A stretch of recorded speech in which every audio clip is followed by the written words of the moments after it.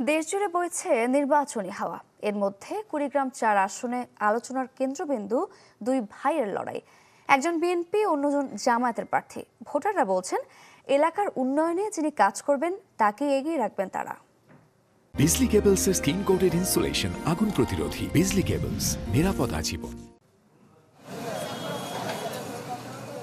ভাইয়ের মুখোমুখি ভাই, ভোটের মাঠে লড়ছেন একই পরিবারের দুই প্রার্থী। একজন বিএনপি, অন্যজন জামায়াতের। কুড়িগ্রাম ৪ আসনে এমন বিরল প্রতিদ্বন্দ্বিতার আলোচনা সবখানেই। অনেক আগেই প্রার্থী হিসেবে মোস্তাফিজুর রহমান মোস্তাকের নাম ঘোষণা করেছিল জামায়াত। অন্যদিকে বিএনপির প্রাথমিক তালিকায় স্থান পেয়েছেন বড় ভাই আজিজুর রহমান।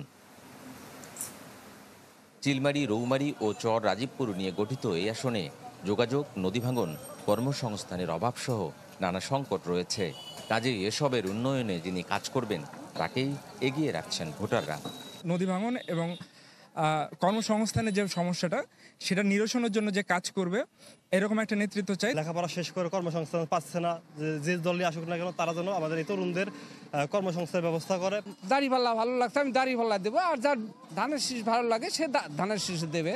একই পরিবার দুই ভাই, দেখতেছে কোনটা ন্যায় ইনসাফের পক্ষে আর কোনটা বিপক্ষে, সেটাই মানুষ বেশি দেখতেছে। এখন বহু জায়গায় বহু সময় স্বামী স্ত্রী, বাবা ছেলে, ভাই ভাই ইলেকশন করেছে, সেক্ষেত্রে এটা গণতান্ত্রিকভাবে এটা গ্রহণযোগ্য। জামায়াত প্রার্থীর আশা এবার দাঁড়িপাল্লাকেই বেছে নেবেন ভোটাররা।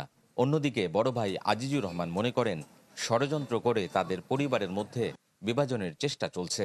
আমাদের পরিবারের মধ্যে যেখানে একটি জামাতের লোকও নেই বা জামাতেরকে সমর্থন করে এমন একটি ব্যক্তিও নেই, শুধু আমাদের ফ্যামিলি নয়, আমাদের গ্রামে আশেপাশে অঞ্চলেও নেই।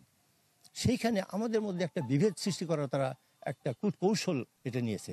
এই দুই ভাইয়ের যুদ্ধকে আমি পারিবারিক যুদ্ধ মনে করি না। এই যুদ্ধটি দুইটি দলের যুদ্ধ, এবং এই দুইটি দলের যুদ্ধে মানুষ এবার বাংলাদেশ জামাত ইসলামকে বেছে নিয়েছে। ভাইয়ের সঙ্গে ভাইয়ের লড়াই, এমন চিত্র বিরল হলেও কুড়িগ্রাম ৪-এ সেটাই বাস্তবতা।